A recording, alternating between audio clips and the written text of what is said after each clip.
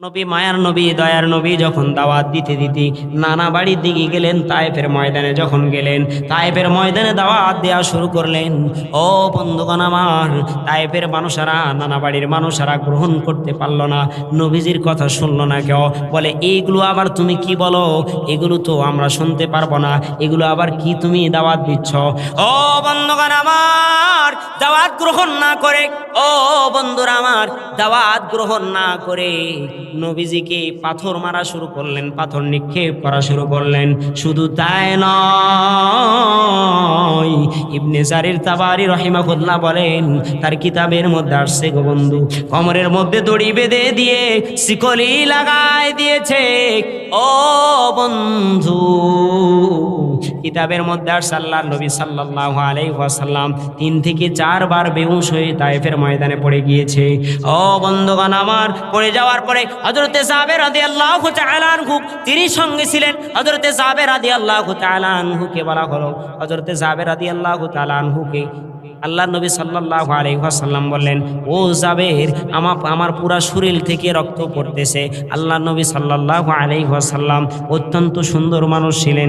পুরা শরীর থেকে যখন রক্ত পড়ে, আল্লাহর নবী সাল্লাল্লাহু আলাইহি ওয়াসাল্লামের রক্তগুলো হযরতে জাবের গায়ের জামা খুলে দিয়ে মুছে দিচ্ছিলেন গো বন্ধু, তারপরেও রক্ত বন্ধ হচ্ছে না। আল্লাহর নবী সাল্লাল্লাহু আলাইহি ওয়াসাল্লাম বললেন, ও জাবের, তোমার পরনের মধ্যে যে কাপড়টা আছে সেই কাপড়টাও দিয়ে তুমি আমার গায়ের রক্তগুলো মুছে দাও। গায়ের রক্তগুলো মুছে দিলেন, তারপরে রক্ত বন্ধ হয় না। আল্লাহর নবী সাল্লাল্লাহু আলাইহি ওয়াসাল্লামকে হযরতে জাবের রাদিয়াল্লাহু তাআলা আনহু বললেন, ইয়া রাসূলুল্লাহ, নবী গো, ও নবী, কেন আপনি নিজের গায়ের মধ্যে নিজের রক্তগুলো মুছতেছেন, এভাবে পুরা গায়ের মধ্যে লাগাচ্ছেন, কারণ কি গো নবী? আল্লাহর নবী সাল্লাল্লাহু আলাইহি ওয়াসাল্লাম বলেন, ও জাবের শোনো, তায়েফের মানুষেরা আমাকে না চিনলে কি হবে গো? তায়েফের মাটি তো আমাকে চিনতে বাকি রাখে নাই। বলেন না সুবহানাল্লাহ, আরো জোরে বলেন না সুবহানাল্লাহ। আল্লাহ পাক রব্বুল আলামিন ডাক দিয়ে বলে, ও জিবরাইল, কোথায় আছো, কোথায় আছো, তাড়াতাড়ি আসো। যদি এক ফোঁটা রক্ত মুহাম্মদুর রাসূলুল্লাহ সাল্লাল্লাহু আলাইহি ওয়াসাল্লামের গা থেকে যদি জমিনের মধ্যে পড়ে যায়, তাহলে আমি পুরা দুনিয়া ধ্বংস করে দিব, তোমাদের সকলকে ধ্বংস করে দিব, দুনিয়া কিন্তু রাখবো না। তাড়াতাড়ি যাও। হযরত জিবরাইল আমিন আলাইহিস সালাতু ওয়াস সালাম পাখার মধ্যে একবারে 600 পাখা একসঙ্গে মেলায়া চাপ দিয়া হযরত জিবরাইল আমিন আলাইহিস সালাতু ওয়াস সালাম 600 নূরের পাখা নবীজির নিচে বিছায় দিলেন। বলেন সুবহানাল্লাহ, আরো জোরে বলেন সুবহানাল্লাহ। ও বন্ধুগণ আমার, ইসে বিছায়া দিয়ে সারা উম্মতকে, এই পুরা জাতিকে জিবরাইল আলাইহিস সালাতু ওয়াস সালাম বাঁচায় দিলেন। ও বন্ধু, বিশ্ব নবী, শ্রেষ্ঠ নবী, তিনাকে যদি ঈমানের পরীক্ষা দিতে হয়, তাহলে আমাকে আপনাকে বুঝে ঈমানের পরীক্ষা দিতে হবে। আল্লাহ নবী সাল্লাল্লাহু আলাইহি ওয়াসাল্লাম বলেন, আসাদুন নাসি বালান আল আমবিয়া সুম্মাল আনফাল ফাল আমসাল, যে যত বড় ঈমানদার তাকে তত বড় ঈমানের পরীক্ষা দিতে, যে যত বড় ঈমানদার তাকে তত বড় ঈমানের পরীক্ষা দিতে হবে। এই জন্য বন্ধুগণ আমার, ঈমান ছাড়া কোনো গতি আছে? যার ঈমান নাই তার কোনো দাম আছে? নাই। তো আমার মূল বিষয় ছিল এইটাই, যে ঈমানের স্বাদ যদি পেতে চান, তাহলে 1 নম্বরে কাকে মেনে নিতে হবে? আল্লাহ পাক রব্বুল আলামিনকে স্বীকার করে নিতে হবে, এবং নবীকেও স্বীকার করে নিতে হবে, আখিরাতের উপরে বিশ্বাস রাখতে হবে। এই সবগুলোর উপরে বিশ্বাস রাখার পরে, এরপরে নবীর সুন্নতের উপরে অটুট থেকে নিজের জীবনকে, নিজের ওয়াল বডিকে গড়ায়, তারপরে জান্নাতের জন্য তৈরি হতে হবে। কথা বলেন ঠিক কিনা? আনতে হবে কয়টা জিনিসের উপরে? সর্বপ্রথম আল্লাহর উপরে। কার উপরে? আল্লাহর উপরে, এরপরে নবীর উপরে, এরপরে কিয়ামতের দিনের উপরে, মানে আখিরাতকে বিশ্বাস করতে হবে। এই 3 জিনিসকে যে বিশ্বাস করে নিবে, আল্লাহ পাক রব্বুল আলামিন বলেন, ফালাহুম আজরুহুম ইনদা রাব্বিহিম ওয়ালা খাউফুন আলাইহিম ওয়ালা হুম ইয়াহজানুন। আমার আল্লাহ পাক রব্বুল আলামিন বলেন, তার কোনো ভয়ের কোনো কারণ নাই, সে কোনো চিন্তিত হবে না, পেরেশানি হবে না, তার কোনো ভয়ের টেনশন নাই, সে মরার সঙ্গে সঙ্গে আল্লাহর জান্নাতের মধ্যে দাখিল হবে। চিল্লায় বলেন সুবহানাল্লাহ। ও বন্ধুগণ আমার, মনোযোগ দিয়ে শুনবেন। আমার আল্লাহ পাক রব্বুল আলামিন কালামে পাকের মধ্যে ঘোষণা করে দিয়ে বললেন, হে পৃথিবীর বুকের মানুষেরা তোমরা শোনো, যারা আল্লাহর প্রতি ঈমান আনবে, দ্বিতীয় নম্বরে রাসূলের প্রতি ঈমান আনবে, তৃতীয় নম্বর আখিরাতকে বিশ্বাস করে নিবে, আমি তাদের জন্য প্রতিদান রেখেছি রবের কাছে, মানে আল্লাহর কাছে তাদের প্রতিদান থাকবে এবং তাদের কোনো টেনশনের প্রয়োজন নাই, তাদের কোনো ভয়ের প্রয়োজন নাই, তাদের কোনো ভয়ের কারণ নাই। বলেন সুবহানাল্লাহ। ও বন্ধুগণ আমার, মনোযোগ দিয়ে শোনার চেষ্টা করবেন, মনোযোগ দিয়ে শুনবেন। বাসা বাড়ির মধ্যে মায়েরা, বোনেরা, ও যুবক ভাইয়েরা, আজকে কত যুবক এখনো পর্যন্ত মাহফিলে না বসে ঘোরাফেরা করতেছে, কত মুরব্বী এখনো পর্যন্ত টিভির পর্দার মধ্যে বসা। কথা বলেন ঠিক কিনা? জোরে বলেন না কেন, ঠিক কিনা? এখনো কত যুবক ভাই আছে যারা টিভির পর্দার মধ্যে বসা আছে, এখনো কত মুরব্বী আছে বুড়ো হয়ে গেল, চলতে পারে না, উঠতে পারে না, বসতে পারে না, কিন্তু তারপরেও সে টিভিটা অন করে, কিন্তু একটিবার চিন্তা করলো না আল্লাহ নবী সাল্লাল্লাহু আলাইহি ওয়াসাল্লাম যা নিয়ে এসেছেন সেগুলোর উপরে আমল করে জান্নাত কামাই করতে হবে। ও বাবাজি, কবর বড় ভয়ঙ্কর জায়গা, মৃত্যু বড় ভয়ঙ্কর জায়গা, কবরও বড় ভয়ঙ্কর জায়গা, সব বড় ভয়ঙ্কর জায়গা, আখিরাতের জীবনটাই হলো ভয়ঙ্কর জায়গা। আমি আপনি যদি এখান থেকে পাথ হয়ে যদি গোশ জোগাড় করে যদি না নিয়ে যেতে পারি, যদি আমরা এগুলো হাসিল করে না যেতে পারি, কোরআনের উপরে আমল করে যদি না যেতে পারি, নবীজির সুন্নাহকে যদি আঁকড়ে আমি আপনি না ধরতে পারি, ও বন্ধু, কবরে যাবেন। মিশকাতের মধ্যে হাদিস আসছে, আমার সাবজেক্ট কিন্তু এটা নয়, আমি কিন্তু এই দিকে আলোচনায় যাব না, আপনাদের মনোযোগ তৈরি করার জন্য বলার চেষ্টা করতেছি। বন্ধু মনোযোগ দিয়ে শোনেন। ও মুরব্বী বাবাজান, ও বাসা বাড়ির মধ্যে মায়েরা, বোনেরা, ও যুবক ভাইয়েরা, ও মাহফিলের ভাইয়েরা, ও যুবক ভাইয়েরা, তোমরা এখনো যারা ঘোরাফেরা করতেছো, মনোযোগ দিয়ে শোনো। আমার আল্লাহ পাক রব্বুল আলামিন হাবিব দ্বারা জানিয়ে দিচ্ছেন, একটা বেঈমান মারা যাওয়ার পরে ওই বেঈমানের কবরে ৯৯টা সর্প আসবে, সাপ আসবে। কয়টা? সাউন্ড কি কমে যাচ্ছে? আরো একটু দেওয়ার চেষ্টা করে না, আরো মাহফিল আছে, অনেক বেশ কয়েকটা মাহফিল আছে, এই জন্য একটু সাউন্ড দেওয়ার চেষ্টা করেন।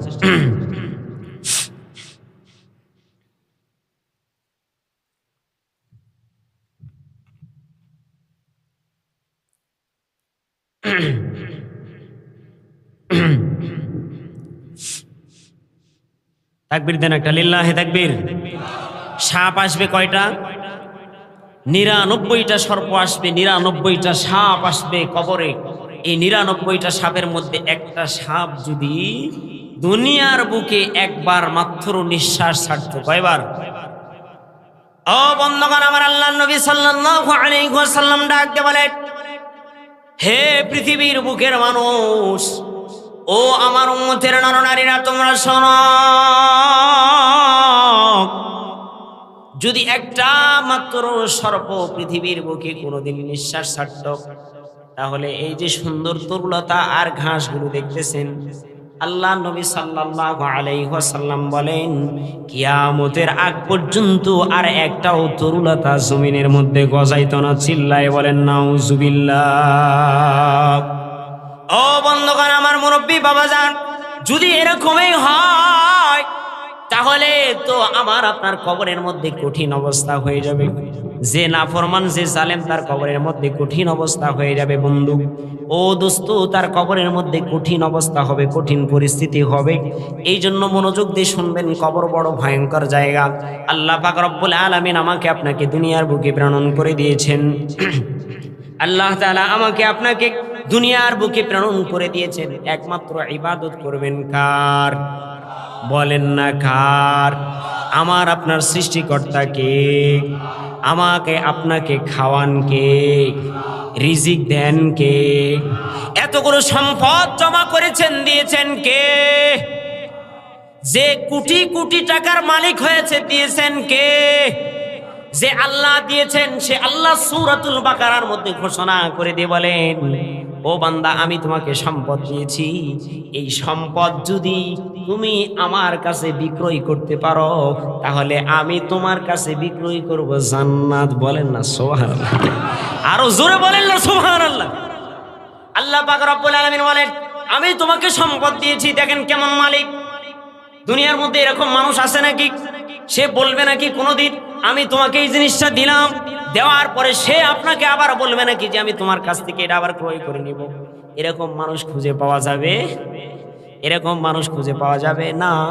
কিন্তু আমার আল্লাহ পাক রব্বুল আলামিন বলেন আমি তোমাকে ধন সম্পদ দিলাম, আমি তোমাকে অর্থ করে দিলাম, আমি তোমাকে টাকা পয়সা দান করলাম, কিন্তু আমি আবার তোমার কাছ থেকে সেই ধন সম্পদ তুমি আমার কাছে বিক্রয় করবে, বিনিময় হলো জান্নাত। সুবহানাল্লাহ। বিনিময় কি? জান্নাত। বিনিময় কি? কেমন জান্নাত? কেমন জান্নাত? কেমন জান্নাত? চারজন বড় বড় ফেরেশতা। কয়জন বলেন? প্রথমেই বলছি আমার সাথে কথা বলতে হবে, সবাই কথা বলবেন, একজনও মুখ চুপ করে থাকবেন না, সবাই কথা বলবেন। আমার শ্রোতা কিন্তু অনেক, শ্রোতা অনেক, তো যাক কম হলো কোনো সমস্যা নেই, যে কয়েকজন হয়েছে ওই কয়েকজন কোনো সমস্যা নেই, এই জন্য আমার সাথে কথা বলবেন। বড় বড় ফেরেশতা কয়জন? চারজন। বড় বড় ফেরেশতা হলো চারজন, এর মধ্যে একজন হলো হযরতে জিবরাইল আমিন আলাইহিমুস সালাতু আসসালাম, যিনি ওহী নিয়ে আসতেন নবীগণের কাছে। কার কাছে? নবীগণের কাছে ওহী নিয়ে আসতেন হযরতে জিবরাইল আমিন আলাইহিমুস সালাতু আসসালাম। হযরতে জিবরাইল আমিন আলাইহিমুস সালাতু আসসালাম আল্লাহকে ডাক দিয়ে বলে, আল্লাহ আপনি তো জান্নাত বানাইছেন, তাহলে জান্নাতটাকে আপনি আমাকে একটু দেখাবেন? সুবহানাল্লাহ বলবেন না? আল্লাহ পাক রব্বুল আলামিন ডাক দিয়ে বলে, ও জিবরাইল, দারে কুতনির বর্ণনার মধ্যে আসছে, বুখারীর সহিহ riwayতের মধ্যে আসছে, বন্ধুগণ আমার, হযরতে জিবরাইল আমিন আলাইহিমুস সালাতু ওয়াস সালাম আল্লাহ পাক রব্বুল আলামিনকে বলেন, আল্লাহ আপনি তো আমাকে এত বড় ক্ষমতা দান করেছেন। হযরতে জিবরাইল আমিন আলাইহিমুস সালাতু ওয়াস সালামকে আল্লাহ তাআলা 600 পাকা দান করেছিলেন। কয় শত? জোরে বলেন, আরো জোরে চিল্লায় বলেন। আল্লাহ পাক রব্বুল আলামিন হযরতে জিবরাইল আমিন আলাইহিমুস সালাতু ওয়াস সালামকে 600 পাকা দান করেছিলেন। এই 600 পাকা যদি হযরতে জিবরাইল আমিন আলাইহিমুস সালাতু ওয়াস সালাম একবার খালি উঠায়া এইভাবে যদি মারতো চাপ, তাহলে এক চাপ মারার পরে সেকেন্ডে 1000 বছরের রাস্তা অতিক্রম করে চলে যেতেন। বলেন না জোরে সুবহানাল্লাহ। এক সেকেন্ডে কয় হাজার বছরের রাস্তা যেতেন? 1000 বছরের রাস্তা অতিক্রম করে। হযরতে জিবরাইল আমিন আলাইহিমুস সালাতু ওয়াস সালাম 600 পাকা যদি পৃথিবীর মাঝখানে অথবা যদি পৃথিবীর কোনো এক প্রান্ত থেকে পাখাগুলো যদি মেলা করতেন, পাখাগুলো যদি খুলে ফেলতেন, তাহলে পুরা দুনিয়া হযরতে জিবরাইল আমিন আলাইহিমুস সালাতু ওয়াস সালামের নাগালে চলে আসতো। বলেন সুবহানাল্লাহ। আল্লাহ পাক রব্বুল আলামিন হযরতে জিবরাইল আমিন আলাইহিমুস সালাতু ওয়াস সালামকে এই ক্ষমতা আল্লাহ তাআলা দান করেছিলেন। সে কে? বলেন না কে? আমার আপনার রব কে?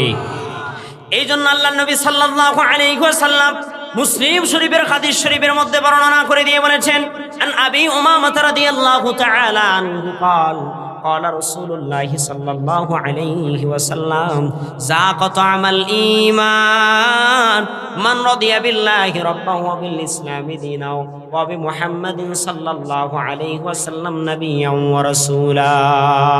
আল্লাহ নবী সাল্লাল্লাহু আলাইহি ওয়াসাল্লাম বলেন, তিনটি জিনিস যার কাছে থাকবে, এই তিনটি জিনিস হওয়ায় যে মুমিন খুশি হবে, সেই ঈমানের স্বাদ গ্রহণ করতে পারবে। বলেন কয়টা জিনিস? জোরে বলেন কয়টা? এগুলো কিন্তু বাড়িতে নিয়ে যাইতে হবে। সকালবেলা এই কান্দে ঢুকাবেন আর ওই কান্দে নানা নাতির মতো বের করে দিবেন, হবে? বাড়িতে কিন্তু নিয়ে যাইতে হবে, বাড়িতে আবার ওয়াজ করতে হবে। ওই সাহাবীর ঘটনা মনে পড়ে গেল, বলবো না, হাদিসে আসছে। বন্ধুগণ আমার, সময় কিন্তু সংক্ষিপ্ত, মনোযোগ দিয়ে শোনার চেষ্টা করবেন। আল্লাহর নবী সাল্লাল্লাহু আলাইহি ওয়াসাল্লাম ডাকতে বলেন, তিনটা জিনিস, এই তিনটা জিনিস পাওয়ায় যে ব্যক্তি সন্তুষ্ট হয়েছে, আল্লাহর নবী সাল্লাল্লাহু আলাইহি ওয়াসাল্লাম বলেন সে ঈমানের স্বাদ গ্রহণ করতে পেরেছে। এক নম্বর জিনিস হলো যে যাকাত আমাল ঈমান মান রাদিয়া বিল্লাহি রাব্বা, যে ব্যক্তি আল্লাহ তাআলা তার রব হওয়ায় সন্তুষ্ট হয়েছে সে ঈমানের স্বাদ গ্রহণ করতে পেরেছে। বলেন সুবহানাল্লাহ, জোরে বলেন না সুবহানাল্লাহ। আল্লাহর নবী সাল্লাল্লাহু আলাইহি ওয়াসাল্লাম বলেন যাকাত আমাল ঈমান মান রাদিয়া বিল্লাহি রাব্বা ওয়া বিল ইসলামি দীনা। দ্বিতীয় নম্বরে আল্লাহ পাক রব্বুল আলামিন আপনাকে মাজুসির ঘরে জন্ম দেয় নাই, ইহুদির ঘরে জন্ম দেয় নাই, খ্রিস্টানের ঘরে জন্ম দেয় নাই, নাসারার ঘরে জন্ম দেয় নাই, হিন্দুর ঘরে জন্ম দেয় নাই। এরকম ভাবে বিজাতির ঘরে আল্লাহ পাক রব্বুল আলামিন জন্ম না দিয়ে আমাকে আপনাকে মুসলমানের ঘরে জন্ম দিলেন কে? জোরে বলেন কে? যে আল্লাহ পাক রব্বুল আলামিন মুসলমানের ঘরে জন্ম দিলেন। আল্লাহ পাক রব্বুল আলামিন শুধু তাই নয় যে আল্লাহ পাক রব্বুল আলামিন আমাকে আপনাকে অন্য অন্য নবীদের উম্মত বানায় নাই। ও বন্ধু, মনোযোগ দিয়ে শোনো, মনোযোগ দিয়ে শোনার চেষ্টা করেন মুরব্বী বাবা জানা, ও যুবক ভাইরা, ও মা বোনেরা, আল্লাহ পাক রব্বুল আলামিন আমাকে আপনাকে এমন নবীর উম্মত বানালেন যেই নবীকে কিয়ামতের আগ পর্যন্ত মডেল ঘোষণা করেছেন আল্লাহ। আল্লাহু আকবার। যেই নবীকে কিয়ামতের আগ পর্যন্ত মডেল ঘোষণা করেছেন কে? যার চরিত্রের আদর্শ গ্রহণ করার কথা বলেছেন কে? তাহলে সেই নবীর উম্মত বানালেন কে? আমাকে আপনাকে, বলেন না কে? আল্লাহ পাক রব্বুল আলামিন নবী দ্বারা জানিয়ে দিচ্ছেন। দ্বিতীয় নম্বরে আল্লাহ পাক রব্বুল আলামিন যে ইসলাম, সে যে মুসলমান হওয়ায়, সে যে ইসলাম তার ধর্ম, এটা হওয়ায় যে সন্তুষ্ট হয়েছে, আল্লাহ পাক রব্বুল আলামিন তার হাবিব দ্বারা জানিয়ে দিচ্ছেন সে ঈমানের স্বাদ গ্রহণ করতে পেরেছেন। বলেন সুবহানাল্লাহ। তৃতীয় নম্বর কথা হলো আল্লাহ নবী সাল্লাল্লাহু আলাইহি ওয়াসাল্লাম বলেন, তৃতীয় নম্বরের কথাটা যেটা আমি আগেই বলে ফেলেছি আপনাদেরকে, ও বন্ধুগণ আমার, আল্লাহ নবী সাল্লাল্লাহু আলাইহি ওয়াসাল্লাম বলেন তৃতীয় নম্বরে যে মুহাম্মাদুর রাসূলুল্লাহ সাল্লাল্লাহু আলাইহি ওয়াসাল্লাম তার নবী হওয়ায় যে সন্তুষ্ট হয়েছে সে ঈমানের স্বাদ গ্রহণ করতে পেরেছে। বলেন সুবহানাল্লাহ, জোরে বলেন সুবহানাল্লাহ।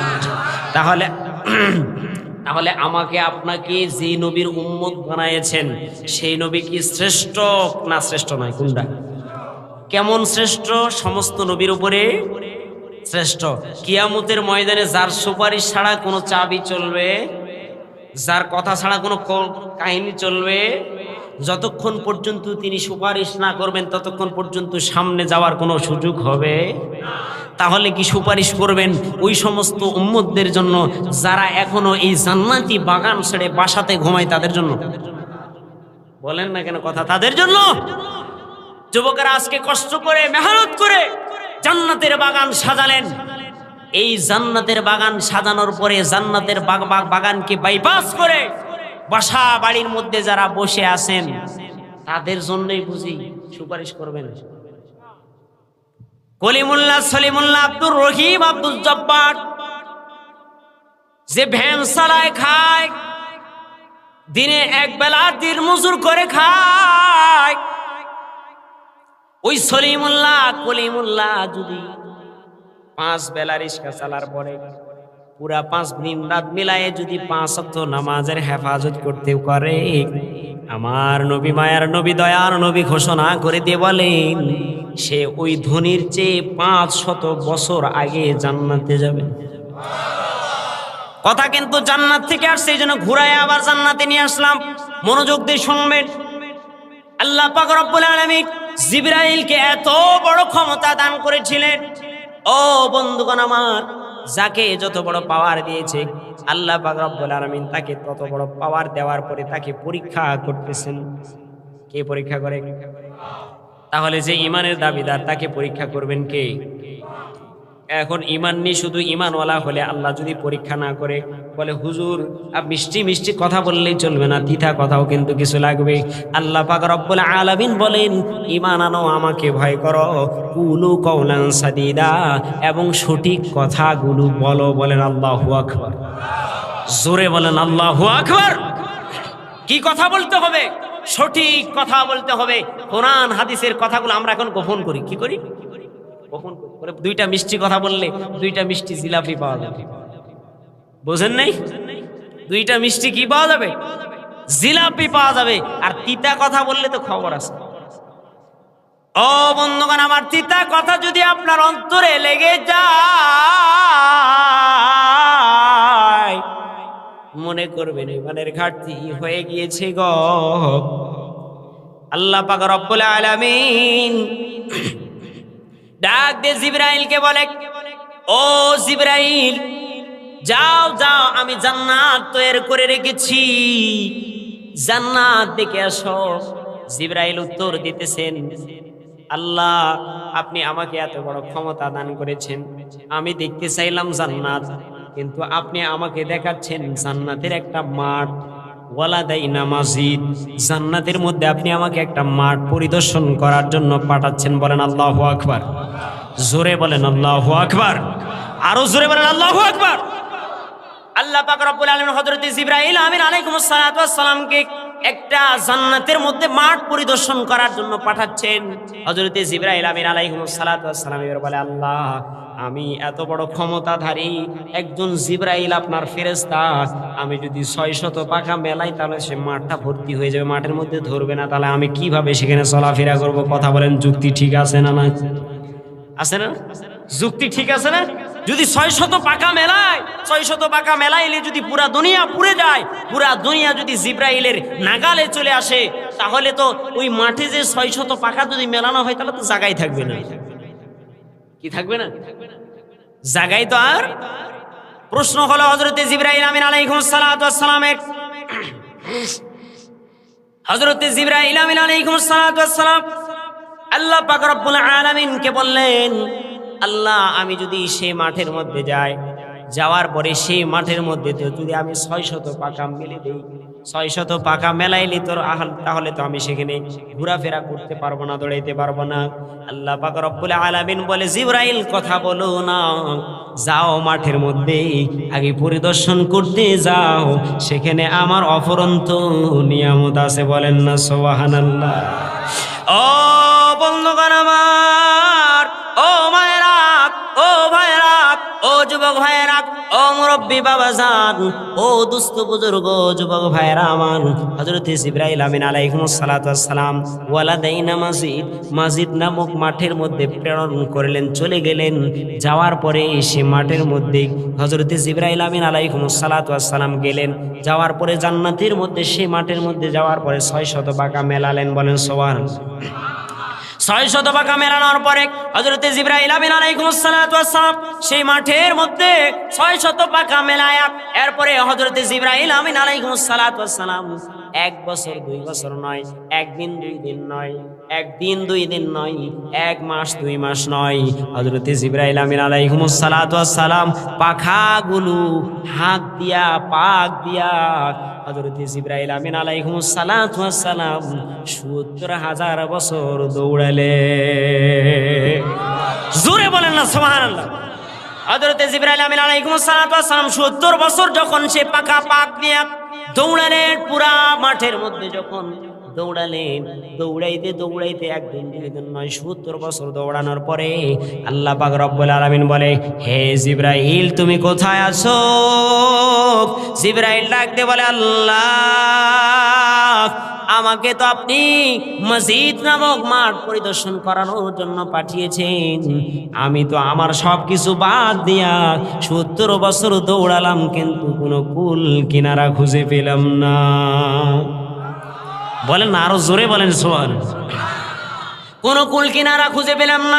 মুরব্বী বাবাজান আমার, ও দোস্ত বুজুর্গ মনোযোগ দিয়ে শোনেন, কোন কুল কিনারা হযরত জিবরাইল আমিন আলাইহিস সালাতু ওয়াস সালাম খুঁজে যখন পেলেন না, তখন আল্লাহ পাক রব্বুল আলামিনকে বলেন, ও আল্লাহ, এই মাঠগুলো কাদের জন্য আপনি রেখেছেন? কাদেরকে মাঠ পুরস্কার দিবেন? কাদেরকে মাঠ আপনি দান করবেন? আল্লাহ পাক রব্বুল আলামিন ঘোষণা করে দিয়ে বলেন, আমি দান করব এই মাঠগুলো আমার গোলামদেরকে, যারা দুনিয়ার মধ্যে থেকে যত কষ্ট আসুক না কেন তারপরে আমার দাসত্ব আর গোলামি করেছে। বলেন সুবহানাল্লাহ। একটা মাঠ দান করবেন না, একটা মাঠ দান করবেন না। আল্লাহ পাক রব্বুল আলামিন বললেন, ও জিবরাইল শোনো, আমি একটা মাঠ দান করব না, এরকম শত শত মাঠ আমি আমার বান্দা বান্দির জন্য রেখে দিয়েছি। বলেন না সুবহানাল্লাহ। কিন্তু আমার বান্দা বান্দি যদি আমার গোলামি আর আমার দাসত্ব করতে পারে, তাহলে আমি তাদের জন্য জান্নাতের মধ্যে এরকম শত শত মাঠ দান করব। বলেন সুবহানাল্লাহ। ও বন্ধুগণ আমার, জিবরাইলকে আল্লাহ পাক রব্বুল আলামিন এত ক্ষমতা দান করেছিলেন, তারপরে হযরতে জিবরাইল আমিন আলাইহিস সালাতু ওয়াস সালাম দুনিয়ার বুকে আসতে গিয়ে 4টা পয়েন্ট আমি আপনাদের সামনে আজকে উদ্ধৃত করতে চাই, বর্ণনা করতে চাই, পেশ করতে চাই। মনোযোগ দিয়ে শুনবেন। 1 নম্বর পয়েন্ট আমি আপনাদের সামনে বলতে চাই। মনোযোগ আসেনি সবার? জোরে একটা তাকবীর দেওয়া যাবে নি?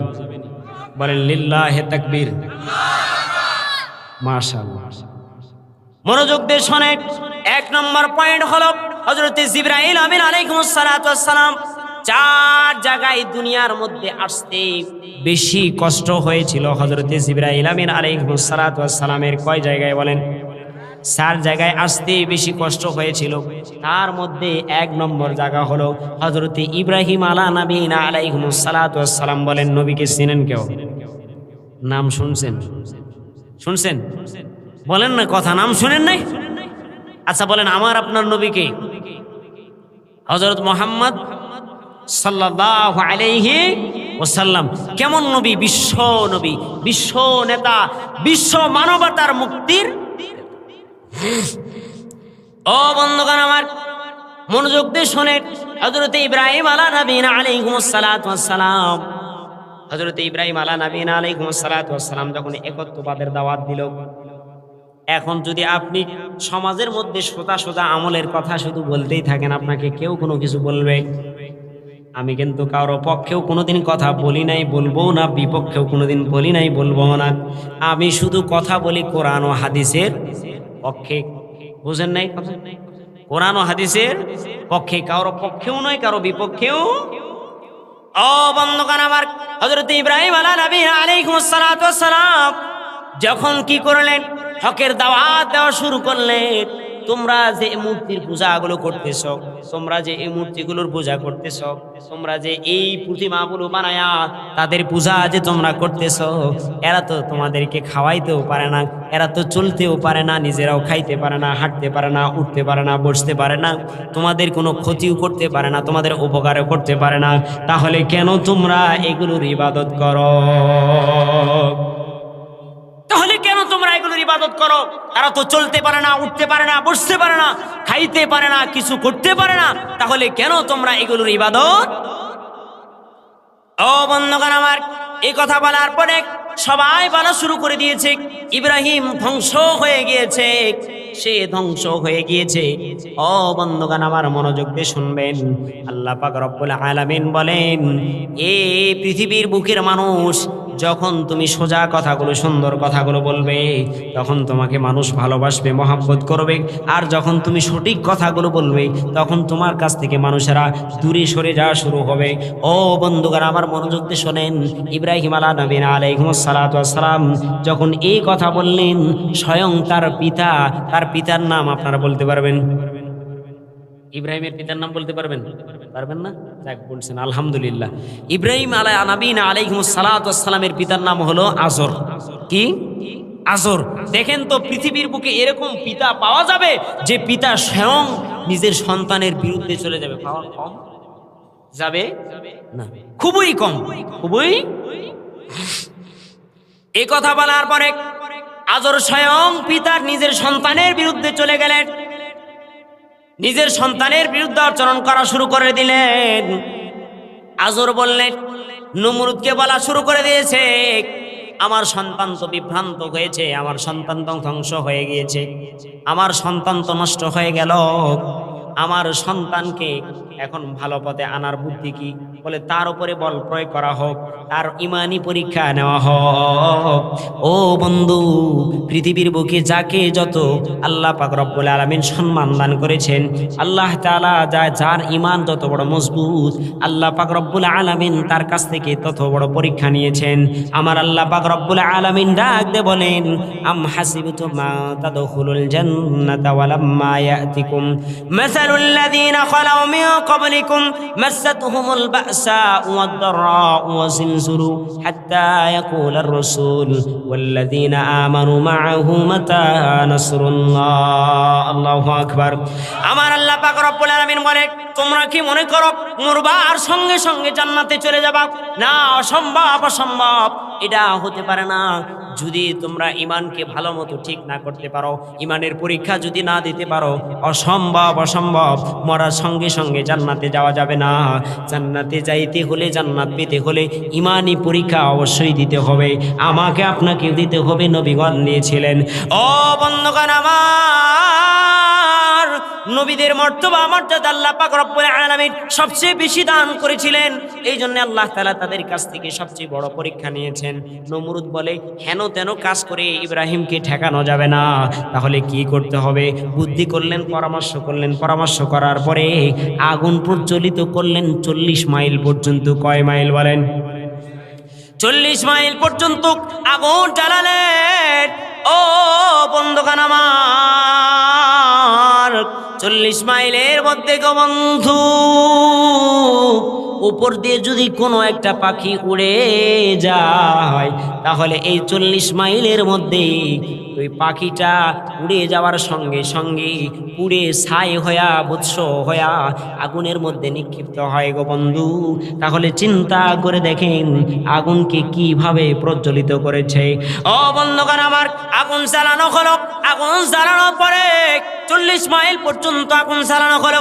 জ্বালানোর পরে ইব্রাহিম আলাইহিস সালাতু ওয়াস সালামকে নিয়ে আসা হলো। নিয়ে আসার পরে এই 40 মাইল আগুন জ্বালানোর পরে চরক নির্মাণ করা হলো। চরকের উপরে হযরত ইব্রাহিম আলাইহিস সালাতু ওয়াস সালামকে নিজের পিতা নিজে উলঙ্গ কইরা ইব্রাহিম আলাইহিস সালাতু ওয়াস সালামকে উপরে উঠালেন। বলেন নাউজুবিল্লাহ। ও বন্ধুগণ আমার, উঠানোর পরে এক এক ফেরেশতা আসিক ইব্রাহিম আলাইহিস সালাতু ওয়াস সালামকে ডাক দিয়ে বলে, হে পয়গম্বর, বলেন তো আমরা আপনার কি উপকার করতে পারি? আমরা আপনার কি উপকার করব? এই কথা বলার পরে ইব্রাহিম আলাইহিস সালাতু ওয়াস সালাম সংক্ষেপে আমি বলতে চাই, এক এক ফেরেশতা এক এক মতো বলেন। এই কথা বলার পরে ইব্রাহিম আলাইহিস সালাতু ওয়াস সালাম বলেন, যে আল্লাহ আমার কাছ থেকে পরীক্ষা নিচ্ছে, সে আল্লাহ কি আমাকে দেখে না? সে আল্লাহ আমাকে রক্ষা করবেন। বলেন সুবহানাল্লাহ। ও বন্ধুগণ আমার, এখান থেকে একটা মাসআলা আমরা জানতে চাই, বুঝতে চাই। চাইতে হলে চাইতে হবে কার কাছে? বলেন, বলেন সবকিছু দেওয়ার মালিক কে? খাওয়ান কে? রিজিক দেন কে? সন্তান দেওয়ার মালিক কে? সব কিছু দিবেন আল্লাহ পাক রব্বুল আলামিন। ইব্রাহিম আলাইহিস সালাতু ওয়াস সালাম বলেন, তোমরা যাও এখান থেকে, সরো, গেট আউট, তোমাদের কথা আমি শুনতে চাই না। যে আল্লাহ আমার কাছ থেকে পরীক্ষা নিচ্ছেন, সে আল্লাহকে আমাকে দেখে না, ওই আল্লাহ আমাকে রক্ষা করবে। চিল্লায় বলেন সুবহানাল্লাহ। আল্লাহ পাক রব্বুল আলামিন আর সে মহল্লা থেকে ডাকতে বলে, ও জিবরাইল, তুমি কোথায় আছো গো? বলে, আল্লাহ আমি তো সিদরাতুল মুনতাহায় আছি। সিদরাতুল মুনতাহা হলো পৃথিবীর শেষ প্রান্ত। আল্লাহ আমি তো শেষ প্রান্তে আছি। বলে, শেষ প্রান্তে আছো? আমার খলিলকে আগুনে ফেলানো হচ্ছে। আমার খলিল যদি আগুনে পড়ে যায়, তাহলে মুহাম্মাদুর রাসূলুল্লাহ, আমার খলিল যদি আগুনে পড়ে মারা যায়, মুহাম্মাদুর রাসূলুল্লাহ পৃথিবীর বুকে আসবে না। আল্লাহু আকবার। যদি আমার খলিল আগুনে পড়ে মারা যায়, মুহাম্মাদুর রাসূলুল্লাহ পৃথিবীর বুকে আসবে না। তাড়াতাড়ি যাও, আমার খলিলকে বাঁচাও। এই কথা বলার পরে হযরত জিবরাইল আলাইহিস সালাতু ওয়াস সালাম বলে, আল্লাহ তাড়াতাড়ি যাব, আমি পৃথিবীর এক প্রান্তে আছি, এই পৃথিবীর এক প্রান্ত থেকে কিভাবে যাব? তাও আবার আপনি অর্ডার করেছেন জান্নাত থেকে পোশাক নিয়ে যাওয়ার জন্য। বলেন সুবহানাল্লাহ। জান্নাতি পোশাক নিয়ে যাওয়ার জন্য আপনি অর্ডার করেছেন। আল্লাহ আমি কিভাবে আবার এখান থেকে জান্নাতে যাব, আবার জান্নাত থেকে আপনার খলিলের কাছে যাব? আল্লাহ পাক রব্বুল আলামিন বলেন, কোনো কথা শুনতে চাই না, আমি তোমাকে ক্ষমতা দিয়েছি, ক্ষমতা প্রয়োগ করে দেখাও। বলেন সুবহানাল্লাহ। ক্ষমতা দিয়েছি, ক্ষমতা প্রয়োগ করে দেখাও। কোনো কথা শুনতে চায়? বন্ধুগণ আমার, হযরত জিবরাইল আমিন আলাইহিস সালাতু ওয়াস সালাম বলেন, হযরত জিবরাইল আমিন আলাইহিস সালাতু ওয়াস সালাম 600 পাকা একসঙ্গে মেল করলেন। মেলানোর পরে 600 পাকা একসঙ্গে মারলেন চাপ, এক চাপ মাইরা জান্নাতে ঢুকে গেছে। বলেন সুবহানাল্লাহ। জোরে বলেন না সুবহানাল্লাহ, আরো আস্তে বলেন না সুবহানাল্লাহ, পারলে ঘুমাই ঘুমাই বলেন না সুবহানাল্লাহ। এক চাপ মাইরা জান্নাতে গিয়া পোশাক নিয়ে আরেক চাপ মাইরা হযরত ইব্রাহিম আলাইহিস সালাতু ওয়াস সালাম আগুনের মধ্যে পড়ে যাবে, এক সুতা বাকি আছে। জিবরাইল আমিন আলাইহিস সালাতু ওয়াস সালাম 600 পাকা স্বর্ণের 600 নূরের পাখা ইব্রাহিম আলাইহিস সালাতু ওয়াস সালামের নিচে বিছায় দিয়েছে। জোরে বলেন না সুবহানাল্লাহ। ও বন্ধুগণ আমার, 600 পাকা বিছায়া দিয়ে ইব্রাহিম আলাইহিস সালাতু ওয়াস সালামকে জান্নাতের পোশাক পরিধান করায় দিয়েছেন। ও বন্ধু, জান্নাতের পোশাক পরানোর পরে আল্লাহ পাক রব্বুল আলামিন আগুনকে অর্ডার দিয়েছে। এই আগুনের প্রক্রিয়া হলো আগুন মানুষকে পুড়ে ফেলবে। আগুন কি আপনার আপন নাকি চাচাতো খালাতো ভাই নাকি? বলেন, কারো চাচাতো খালাতো ভাই নাকি? একটা সর্প হাতে নিয়ে খেলা করেন, সর্পটা কি আপনার চাচাতো খালাতো ভাই নাকি? মানে আপনাকে কামড় মারবে না, এরকম হবে নাকি?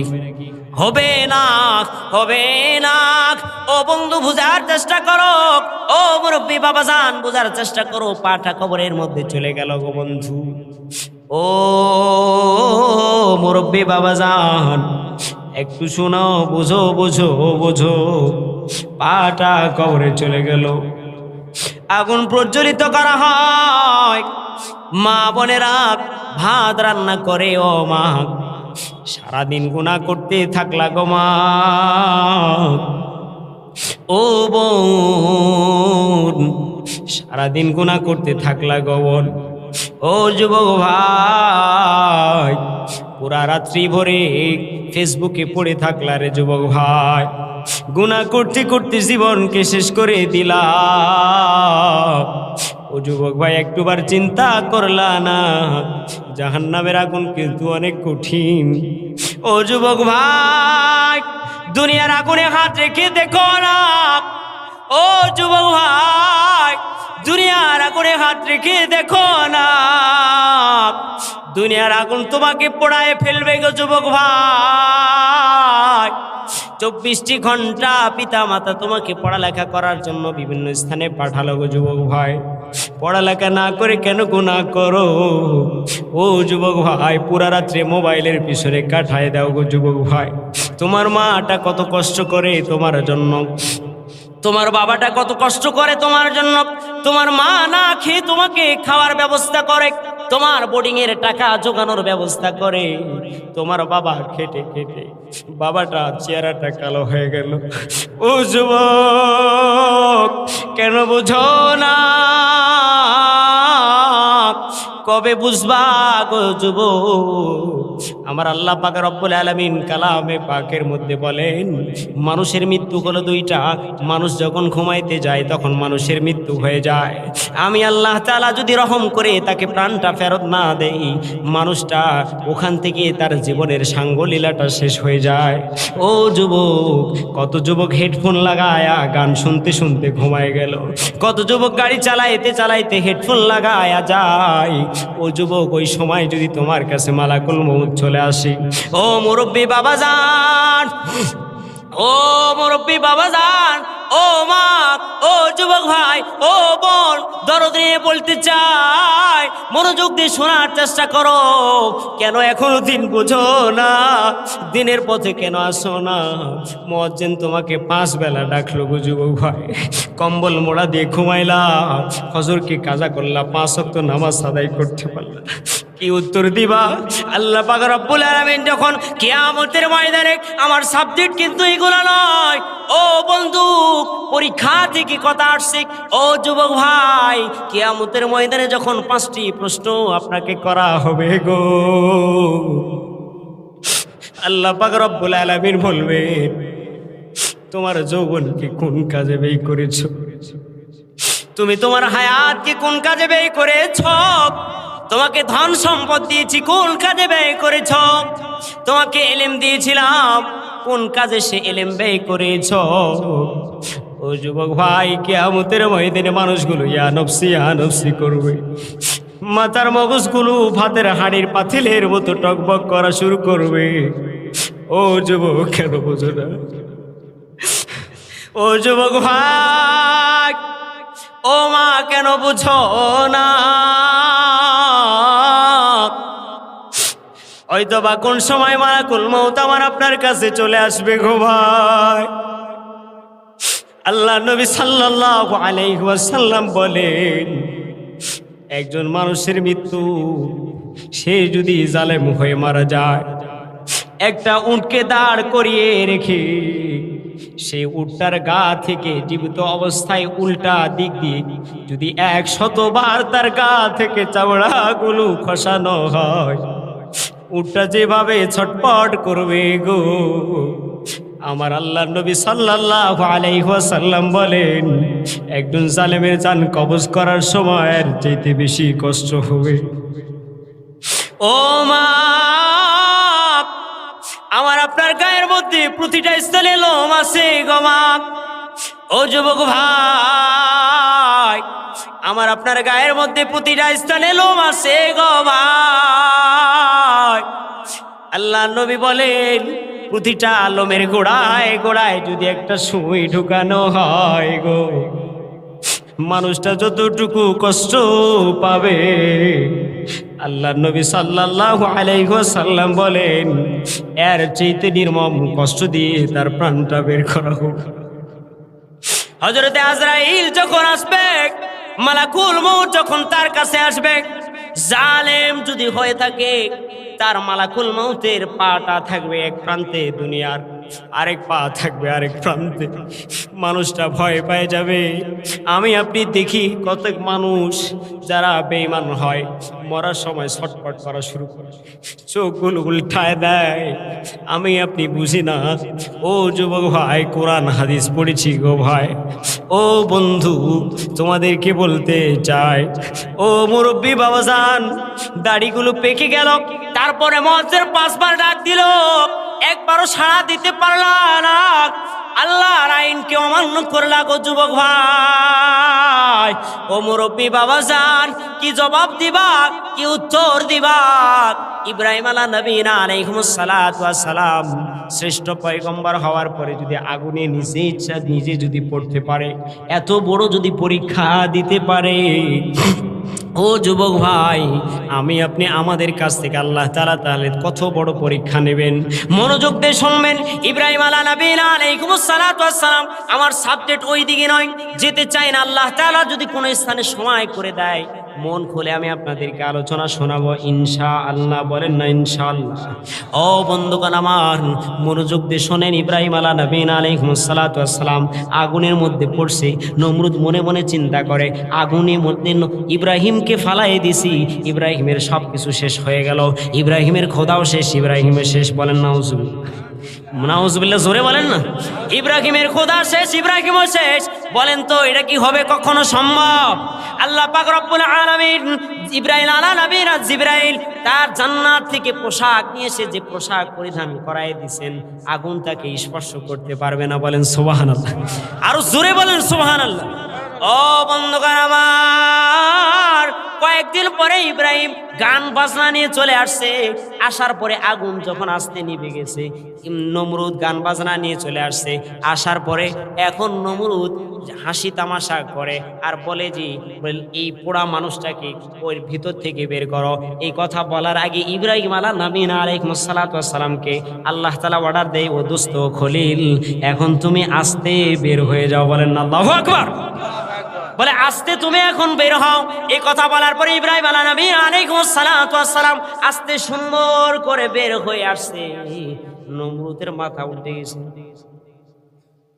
নমরুদ বলে এ আবার কি দেখতেছি, কেমন অবস্থা, এ আবার কি অবস্থা? 40 মাইল পর্যন্ত আগুন জ্বালালাম, সড়কে উঠায়া খালি গায়ে আগুনের মধ্যে ফেলালাম, আবার দেখি পোশাক পরিধান করে সে আগুনের মধ্যে থেকে বের হয়ে আসতেছে। সুবহানাল্লাহ বলবেন না একবার?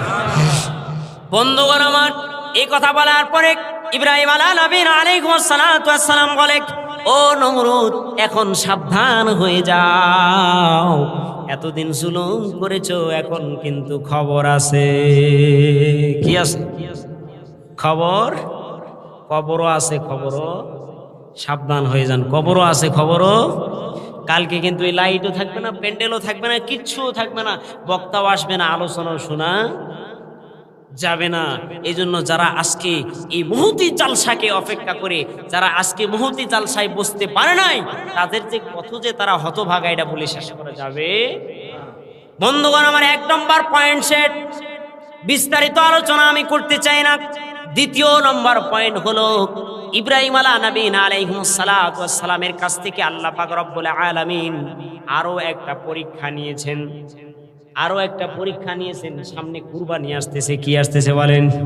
কি কুরবানি আসতেছে? ইব্রাহিম আলাইহিস সালামকে আল্লাহ তাআলা কি একটা সন্তান দান করেছিলেন? ইসমাইল আলাইহিস সালাম। জানেন না? জানেন না আপনারা? এগুলো অস্ত শুনতে থাকে বুঝুন, যেগুলা শুনি ওগুলোই বলতেছেন। শোনেন, মনোযোগ দিয়ে শোনেন, হেদায়েত হবে। মনোযোগ দিয়ে শোনেন, আমি কি বিষয় আপনাদেরকে বুঝাইতে চাচ্ছি, মনোযোগ দিয়ে শোনেন। ও বন্ধুগণ আমার, ইসমাইল আলাইহিস সালামকে, ইব্রাহিম আলাইহিস সালামকে আল্লাহ তাআলা স্বপ্নে দেখাচ্ছেন যে তুমি তোমার কাছে যেই জিনিসটা সবচেয়ে প্রিয় সেটা কুরবানি